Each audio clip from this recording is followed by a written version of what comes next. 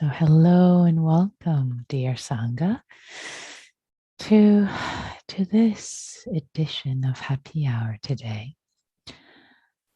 Whatever the time might be in the time zone you're in around the world. So, the theme for today's practice is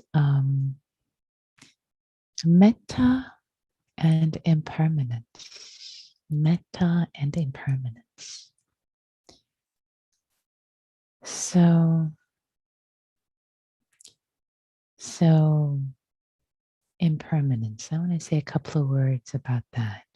So impermanence, it's a fact of life. Nothing that's challenging stays ever the same. Everything will change. Everything that is quote good or quote bad in our lives, whatever experience, everything changes. Everything changes. And sometimes we feel that impermanence is on our side when something is challenging, and we know it's going to shift and change, even though our minds think, oh, this will never change, it'll always be the same. But of course it will shift. And of course, if there is a period of ease, enjoy it, because it will shift, it will change. Not to grasp, not to cling, because clinging to it can cause undue pain. So it's wise to realize everything shifts and changes, part of this life. So metta and impermanence. So can we love what is, knowing that it will shift and change, especially knowing that it will shift and change ourselves, situations, people in our lives? Can we lean into metta, goodwill, care, love, especially in light of impermanence, in the light of shifting nature of life? That's just the way it is on this dimension of being human. And I want to offer a poem as our inspiration. So the poem is called Eternity, which is interesting because it actually talks about impermanence.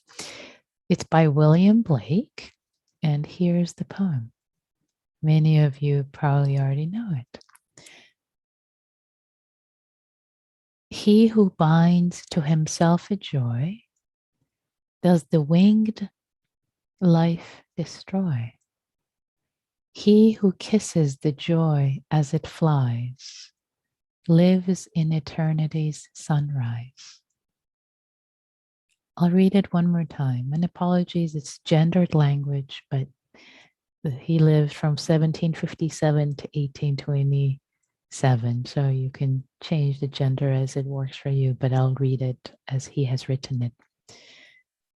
He who binds to himself a joy, does the winged life destroy? He who kisses the joy as it flies, lives in eternity's sunrise. So this idea of impermanence, it's joy as it flies. Can we kiss the joy? Can we kiss the joy as it flies instead of binding ourselves to it?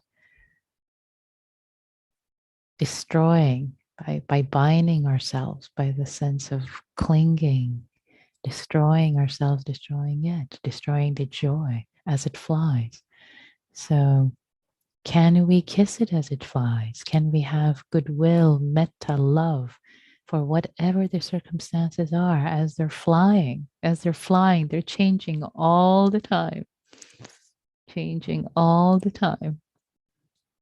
So can we live in eternity's sunrise by appreciating with love, with gratitude, with metta, the impermanent nature of all things? So that is the loose theme of tonight's practice.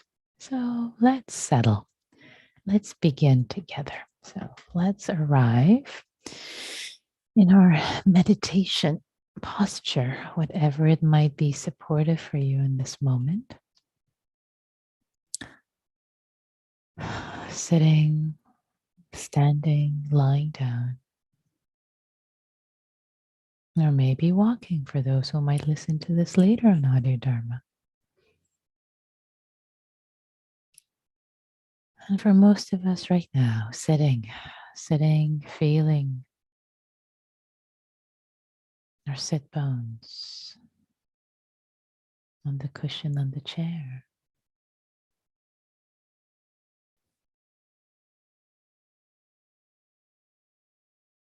Landing.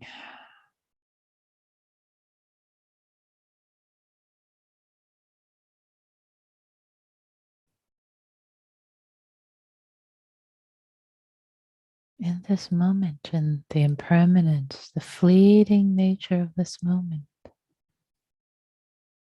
kissing this moment as it flies.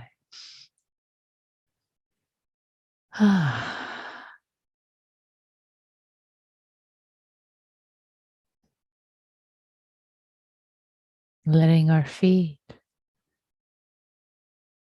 the bottom of our feet, sense, feel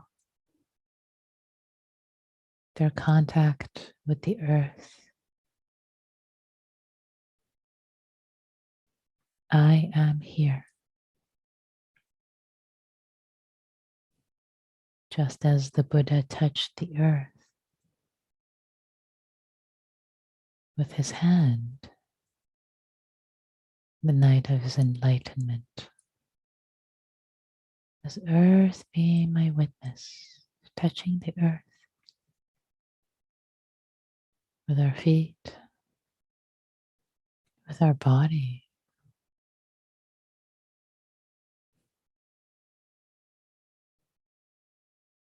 with our bottom on the cushion. I am here.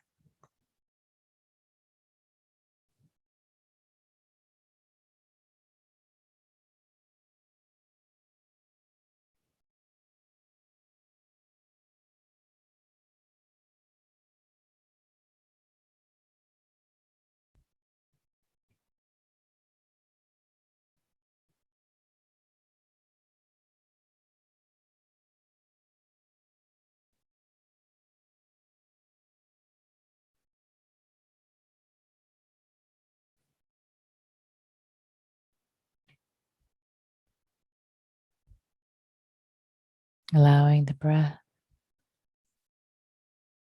to move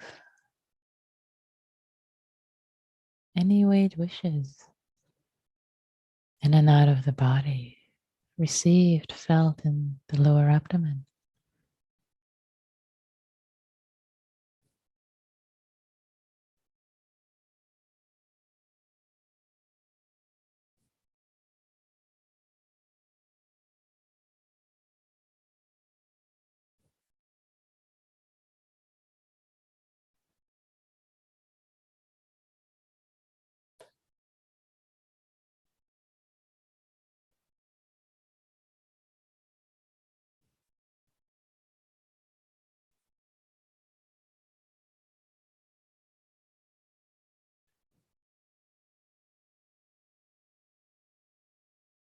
Just receiving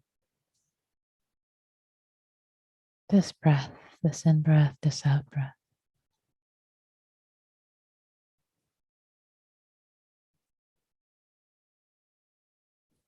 With appreciation, if it's available right now.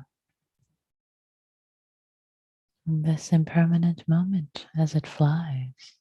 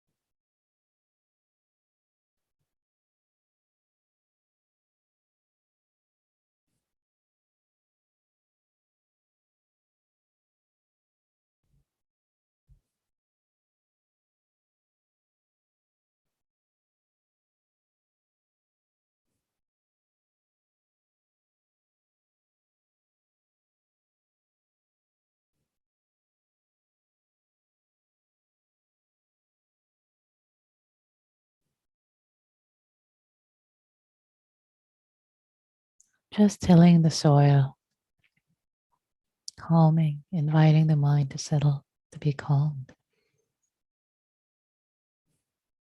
with each breath in the body, received in the body.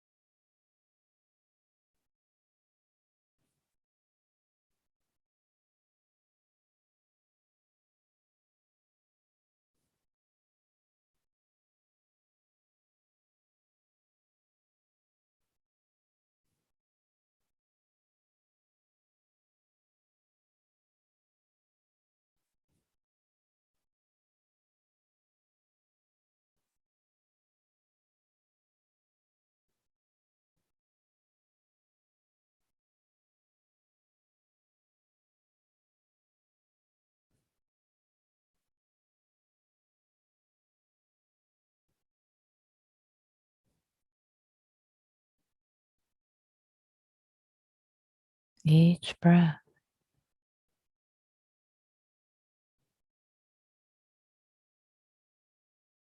received, in breath received, out breath received, the abdomen. Embracing, appreciating.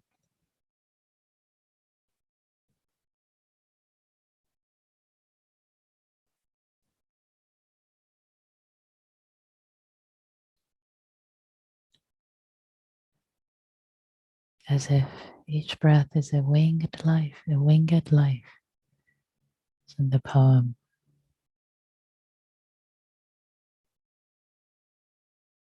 As if a butterfly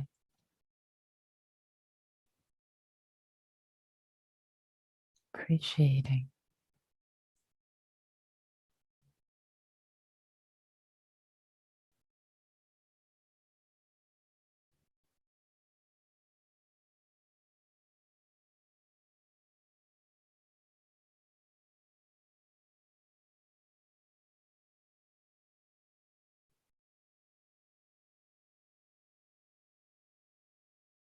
Turning our kind awareness, receiving with kind awareness.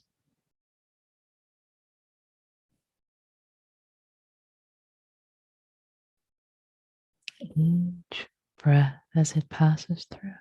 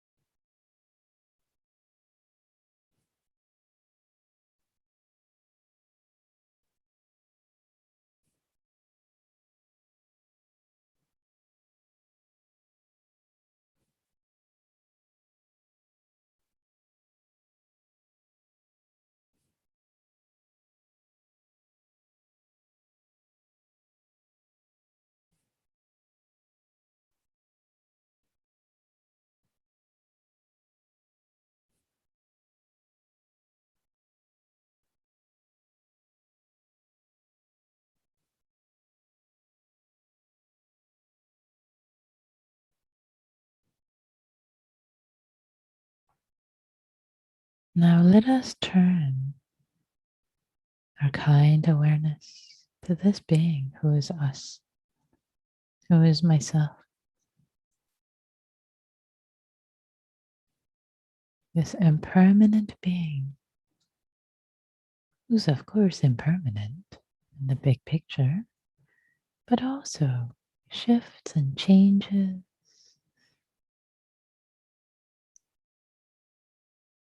aches and pains, energy of the body. This body keeps shifting and changing every hour, every day. Moods, emotions, thoughts coming and going. And this dear, dear being with arising and passing sensations, thoughts, emotions. So much in flux. This being is in flux, inherently impermanent. Oh, dear, dear being who is me. Oh,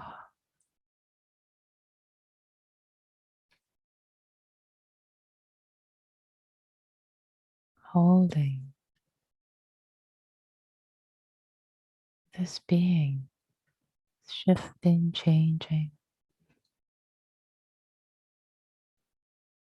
being with metta, with love, with care, with friendliness.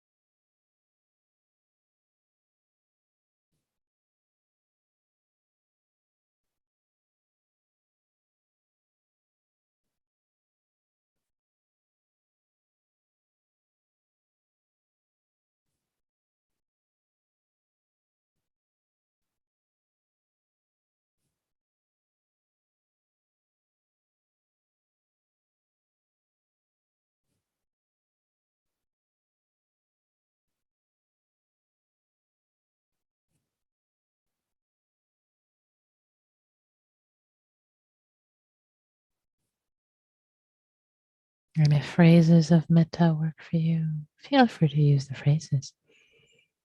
Any phrases you have, I'll offer some typical phrases. May I be safe from inner and outer harm.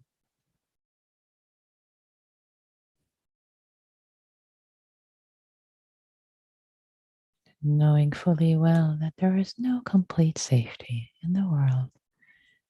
We're just expressing a wish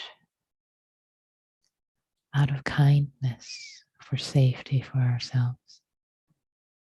May I be safe.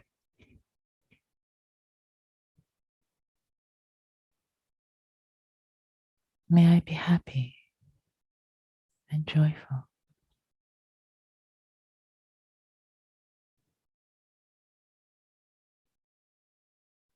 May I be healthy and strong.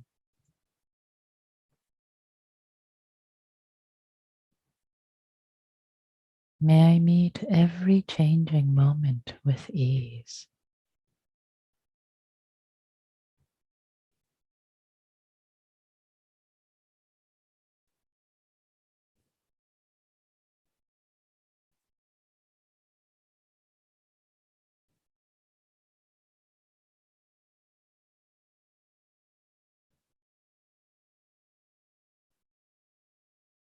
May I be safe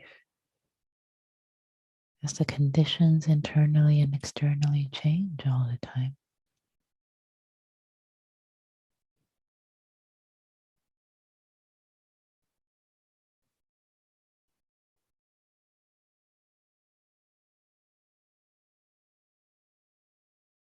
May I be happy and joyful in a changing world, internally changing, externally changing.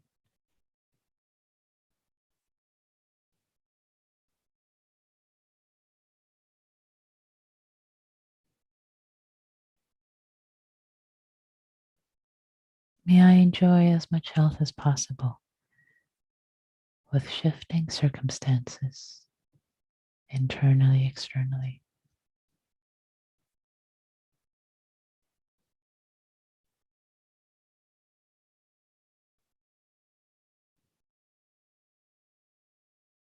And may I meet with ease every changing moment.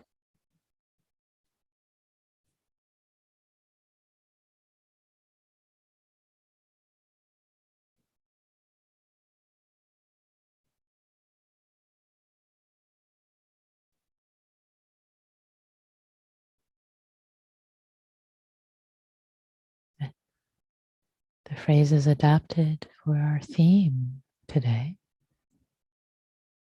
You can shorten them if you wish.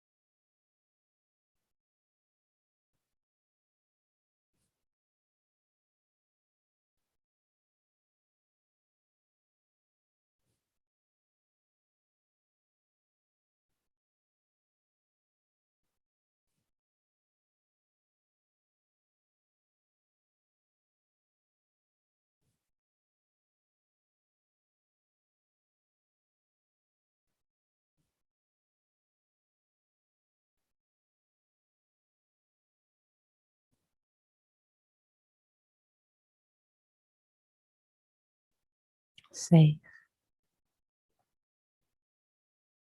happy,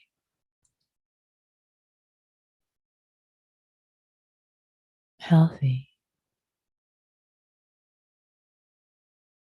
ease, perhaps with the rhythm of the breath synchronized.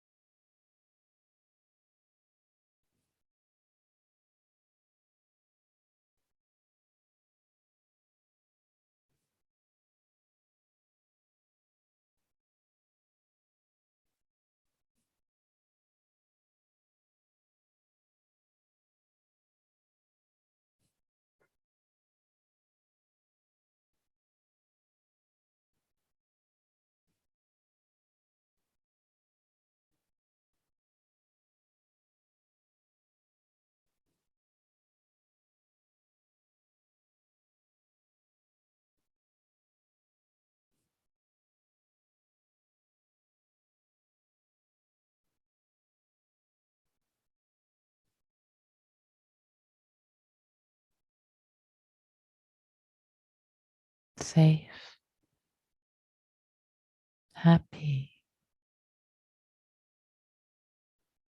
healthy, ease.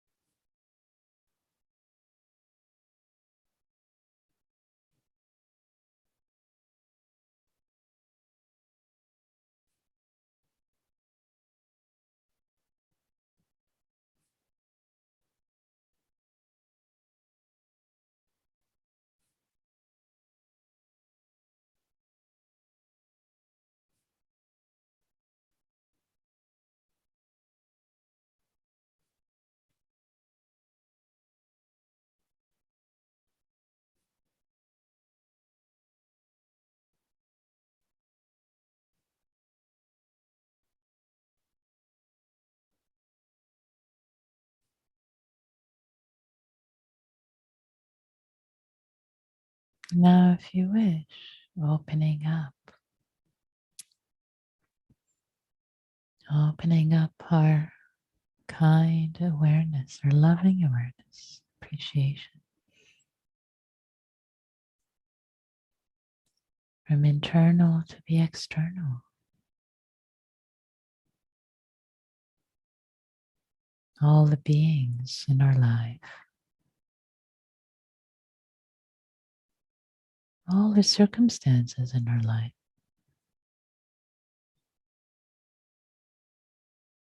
all shifting, changing, impermanent.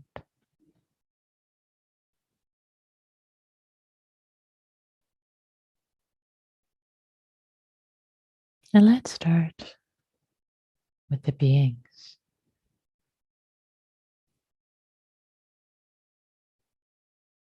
in our life.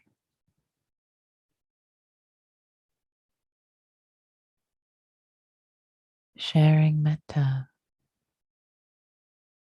sharing our goodwill, the understanding that they too are impermanent and the circumstances of their lives, their bodies, their minds, their emotions. It's all in flux, wishing well for these shifting, changing,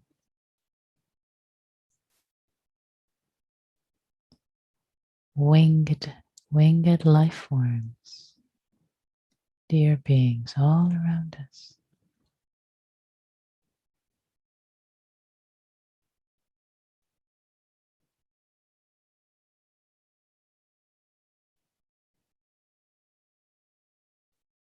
May they be safe,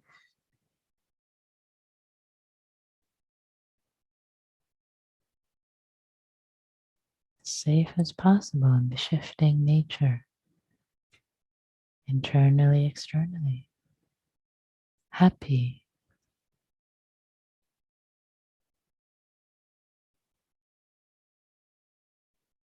healthy, and have ease with it. Every shifting moment, changing moment of experience.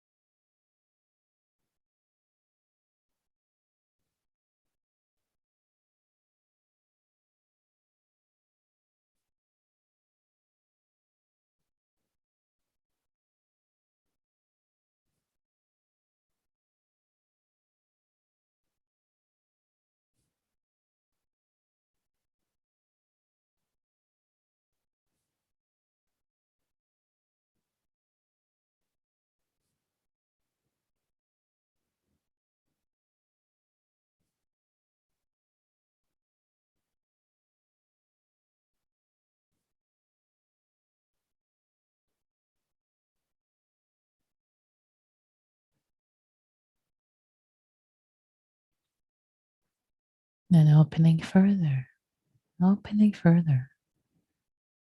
for all beings everywhere, all impermanent beings, and their circumstances impermanent too. Wishing all beings well,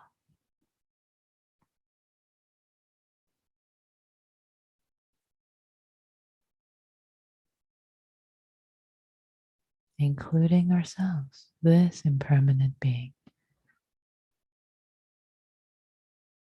with impermanent circumstances internally, externally.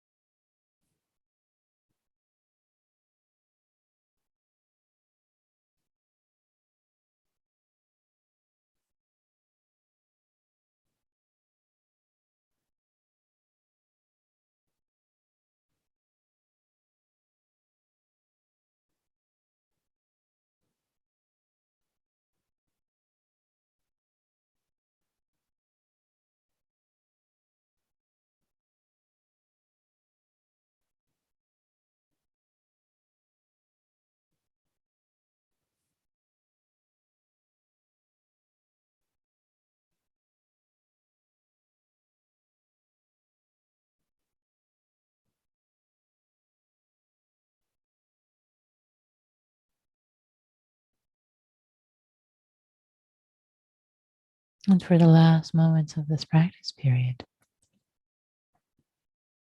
can we meet the passing circumstances of our lives with friendliness, with metta? Internal, external circumstances, these fleeting conditions. Can we befriend them, meet them with friendliness, whether easy or challenging?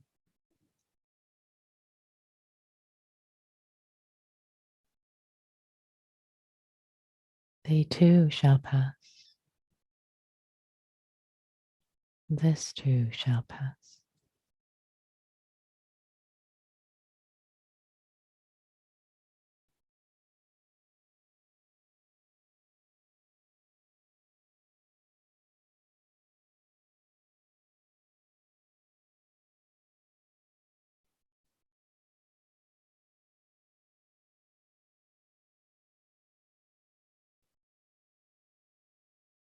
This too shall pass.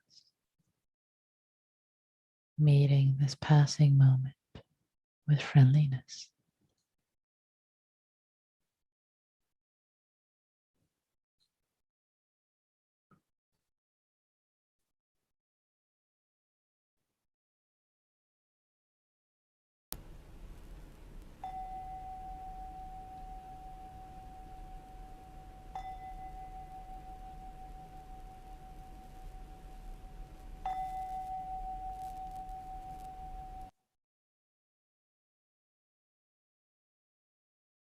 Thank you all. Thank you for your practice.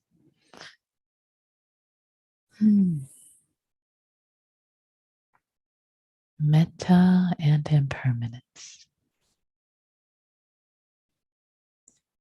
So, we have time for reflections, for questions, comments. And always remember that you sharing your insights, what came up, whether it was challenging or something interesting was realized, is really a gift to the community. So that's the spirit in which I invite you to please feel free to raise your hand or type in chat. And if you type in chat your reflections, if on Zoom we have the option to be anonymous, you can just send them to me, in which case I'll only read the reflection. Mark, I see your hand. I usually don't see everyone's, but you, I see, please. 2 years ago, I had 3 dogs, 2 golden retrievers, and I've lost all of them at early ages. This last one, this last Saturday night. And unexpectedly, a few weeks ago came to me the opportunity to have a golden retriever puppy, which I got. And even though it diluted the passing of the last one, and the puppy is here. And it is obviously the definition of cute. And I've been working on the meditation question, what does love without attachment look like? Which really you have answered with this entire practice tonight, with the Blake poem and everything since. To appreciate each moment. Having this puppy, I found to my surprise, it was very anxiety producing that I would lose it. That an eagle would swoop down and grab it and take off and eat it. And that something would happen and I would lose it. And as you say, so very truthfully, that each moment must be met with ease, and that if the puppy is gone tomorrow, that I enjoyed it and loved it today, and I meet tomorrow with as much ease and love as I can for that miraculous moment.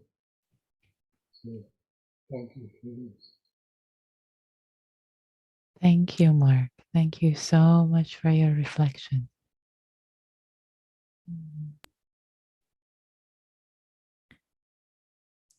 Oh, and thank you for sharing your puppy, the image. That was so sweet to see him. Oh, he is the definition of cute. He really is. Oh my God, brings up so much metta. Oh, yeah. And Mary Christine is also loving your puppy in chat. Hugh says, "He who loves in the present moment lives always in love. He who stands alone in the present moment is eternally lonely." Interesting. Thank you, Hugh. One more reflection. Because I have a relationship with this William Blake poem, I've created an art series inspired by it. I felt a wave of gladness and excitement when you read it. Anchoring on the breath helped me stay grounded. It was a wonderful combination. Thank you. You are so welcome. Beautiful reflection. And I see Wayne, your hand is up, please. Well, I'm in my 13th hour here sitting in school, and I'm, because of the emails from the principal demanding that all the teachers get their Google slides together for tomorrow's parent back to school thing on Zoom, I'm working and I'm thinking all I could do was, besides hearing the noises, and I'm sort of this year I'm adding a whole lot of, and I'm learning myself because I need it, of executive functioning skills for my students. And I was just pondering, what would the Buddha say about executive functioning skills? But then the more I think about it, it's like, yes, they can be applied to my life and my practice. I'm certainly no expert. I don't, God knows you must have heard a lot about that living in Silicon Valley, but I don't know, I'll ponder it. But in seriousness, I realize, about not wasting time and being organized in my daily tasks and my meditation periods and my Zoom sitting groups. and teaching requires executive functioning that I need to work on. Yeah.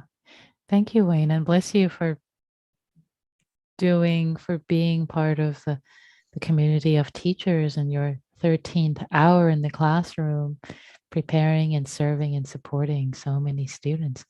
So what I would say is just one or couple of words briefly is, executive function is not a term or concept that the Buddha talked about. However, one thing that might be helpful to consider is perhaps reframing it as wisdom. How can you be wise with your time? How can you be wise with your purpose? How can you be wise with the way you spend your time and serve your students? So I'll just leave you with that reframe. Thank you. Thank you. Thanks. So, dear ones, dear impermanent beings in impermanent conditions of our lives, internally and externally, we are going to now change. Everything changes. So we now are going to shift and change from being in the larger community and turning into small groups of size 3 to support, to share our practice with each other, practice in small breakout groups. So, and as always, we'll start with 15 seconds of metta for ourselves, for the other people.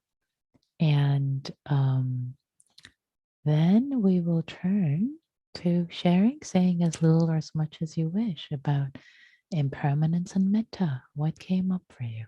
So the rooms are formed, and here we go.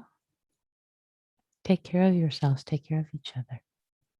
So we have just a few minutes for reflections, comments, questions, what came up, what you realized. So please don't be shy, especially if you haven't spoken for a while.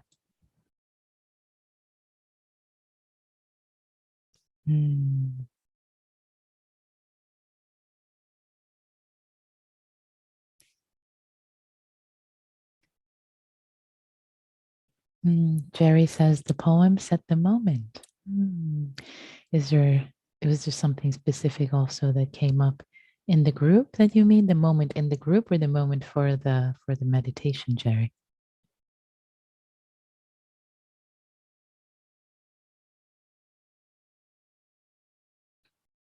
You're welcome to unmute if you like. You don't have to. Both, actually. At the very end, the timing was good, and I said, "Oh, this is a fleeting moment. We need to say goodbye." And it was a moment of real moments, because it was a very enjoyable period to be with another member in the group. But the other part that we talked about, because both of us were reflecting on one hand, if one's in a lot of pain, Jill has mentioned in his talks that, well, it will change. The pain will never be constant. There's always a nuance. And then, of course, I reflected on the other side that when you enjoy, there's a tendency to want to cling to it and not let it go. But in both places, it's that space of trying to recognize things are always changing. And I gave the example of a cardinal, bird that I saw the other day. I took a picture and sent it to the neighbors, said it was good.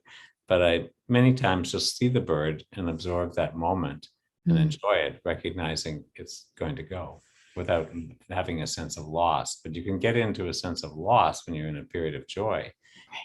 Right, exactly.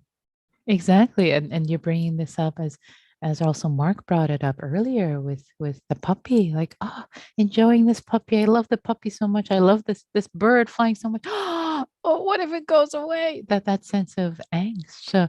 So befriending that impermanent, because that too is impermanent, that sense of grasping and clinging. So all of that, yeah, beautiful. Thank you. And thank you all for your practice. Such rich practice with this theme Can also one last thing quickly I want to bring in is Jerry, as you're talking about pain, physical pain, uh, realizing everything is impermanent can bring a sense of sweetness, a sense of befriending for what is only here for a limited amount of time, whether challenging or pleasant.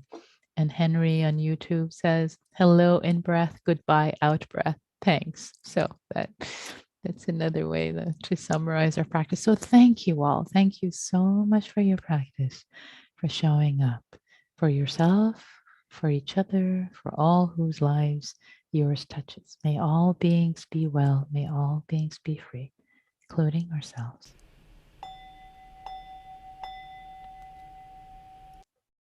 Thank you.